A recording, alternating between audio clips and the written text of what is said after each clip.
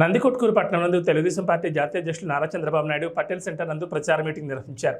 ఈ సందర్భంగా నందికొట్కూరు నియోజకవర్గ ముఖ్య నేతలు మాండ్ర శివానందరెడ్డి, బైరెడ్డి రాజశేఖర రెడ్డి, బైరెడ్డి శబరి ముఖ్య నేతలు పాల్గొన్నారు. నందికొట్కూరు నియోజకవర్గ ప్రజలు తండోపతండాలుగా విచ్చేసి మీటింగ్ను విజయవంతంగా నిర్వహించారు.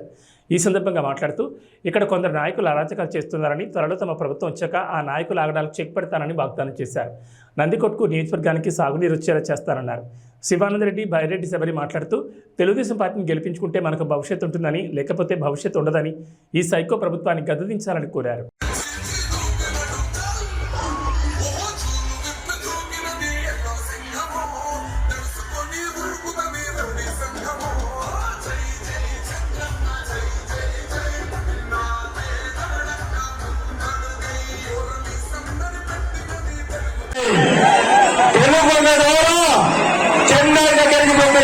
అమ్మ జంటలు కిందికి సాగునీరు మన పరిస్థితి ఏమైందంటే మనము సముద్రంలో ఉన్న వాళ్ళ వెళ్తున్నాము. మన చుట్టూ నీళ్లున్నాయి కానీ, కెనాల్స్ ఉన్నాయి కానీ మనకు ప్రాంతానికి సాగునీరు లేదు. ఇప్పుడు చంద్రబాబు నాయుడు సార్ మొన్ననే ఆగస్టు 1న ప్రాజెక్టు సందర్శించినప్పుడు నందికొట్కూరు ప్రాంతానికి సమృద్ధిగా నీళ్లు అందిస్తారని హామీ ఇవ్వడం జరిగింది. నీరు ఎంత మెజారిటీ వస్తే దానికి 3 గంటలు నీళ్లు ఇస్తారు. అంటే నీరు 20,000 మెజారిటీ ఇస్తే 65,000 ఎకరాలకు నీరు ఇస్తాము. అదేవిధంగా మీరు 50,000 మెజారిటీ ఇస్తే చెప్పేసి తెలియజేస్తున్నాము. అంతేకాకుండా అలగనూరి చెరువు ఆ రోజు 2 కోట్లతో మరమ్మతులు చేసినటువంటి ప్రాజెక్టు ఈ రోజు వైఎస్ఆర్సీపీ నాయకులు అందరూ కూడా దాన్ని మరుగున పెట్టి ఆ రైతాంగాన్ని కూడా అందరినీ కూడా ఎండాకాలం అడవుల్లాగా తయారు చేసినటువంటి చరిత్ర ఉంది. ఇకపోతే ఇక్కడ ఒక యూట్యూబ్ లీడర్ ఉన్నాడు. యూట్యూబ్ లీడర్ ఈ నియోజకవర్గంలో ఏ ఒక్క పదైనా చేశారో బైరెడ్డి సిద్ధార్థరెడ్డి గారు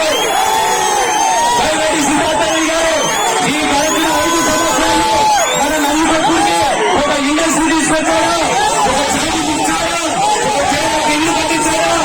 ఏమీ చేయలేనటువంటి ఒక తక్కువ బైరెడ్డి సిద్ధార్థరెడ్డి. ఎందుకంటే బైరెడ్డి రాజశేఖర రెడ్డి గారి అసలు సిసలైన వారసులను బైరెడ్డి ఎందుకంటే అది ఒక రాజశేఖర రెడ్డిని దాన్ని కూడా కబ్జా చేశారు ఈ వైఎస్ఆర్సీపీ నాయకులు. కాబట్టి రాబోయే రోజుల్లో తెలుగుదేశం పార్టీ అభ్యర్థిగా, తెలుగుదేశం జనసేన బీజేపీ ఉమ్మడి అభ్యర్థిగా నాకు ఒక ఓటు, నంద్యాల ఎంపీ పెట్టినటువంటి బైరెడ్డి శివరమ్మ గారికి 2వ ఓటు వేయాలి. నాకు ఈ రోజు తెలుగుదేశం పార్టీ, జనసేన బీజేపీ ఉమ్మడి అభ్యర్థిగా నాకు అవకాశం ఇప్పించినటువంటి నా రాజకీయ గురువు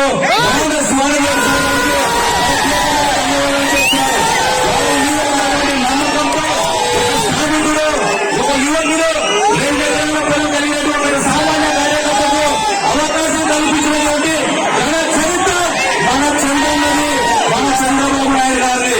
కాబట్టి రాబోయే రోజుల్లో ఇక్కడ 2004 నుంచి 2024 ఎలక్షన్స్ వచ్చాయి. 20 సంవత్సరాలు పార్టీ ఎగరలేదు చందా. ఇక్కడ 2024లో 400 కోట్లు తెలుగుదేశం పార్టీని గెలిపించి చంద్రబాబు నాయుడు గారికి కానుకేస్తారని చెప్పేసి మీ సభాముఖంగా తెలియజేస్తున్నాం. దానికి మీ అందరి సహాయ సహకారాలు కావాలని నాకు ఈ అవకాశం కల్పించిన చంద్రబాబు నాయుడు సార్ గారికి పాదాలు వందనం తెలియజేస్తున్నాను. ఎందుకంటే ఆయన పెట్టినటువంటి నమ్మకాన్ని సార్థకం కావాలని చెప్పేసి మీ అందరికీ కూడా నేను శిరస్సు వంచి పాదాలు వందనాలు చేస్తూ మీరందరూ కూడా తెలుగుదేశం పార్టీని గెలిపించి మన చంద్రబాబు నాయుడు గారిని ముఖ్యమంత్రి చేసుకోవాలని చెప్పేసి తెలియజేస్తూ నాకు ఈ అవకాశం ఇచ్చిన ప్రజలందరికీ నా హృదయపూర్వక నమస్కారాలు తెలియజేస్తున్నాను.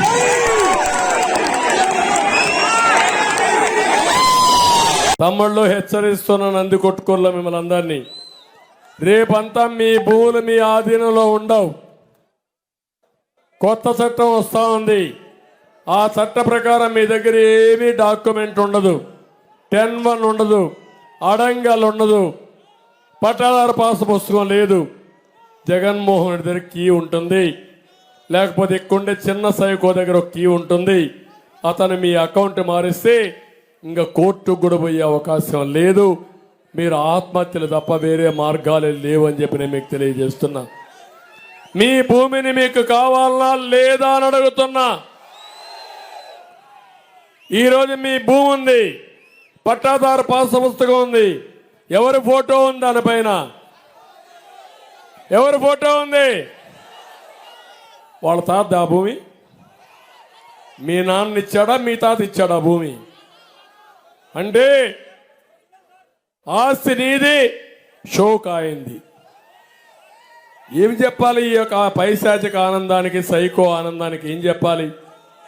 నువ్వు ఇచ్చుంటే నీ సాక్షి పేపర్ నుంచి ఇస్తే, నీ వ్యవసాయం చేసి ఇస్తే, నీ భారతీయ సిమెంట్ నుంచి ఇస్తే నీ ఫోటో వేసుకోగానే, ఉచితంగా సిమెంట్ నీ ఫోటో వేసుకోగానే మరిగేయడానికి వీలు లేదు.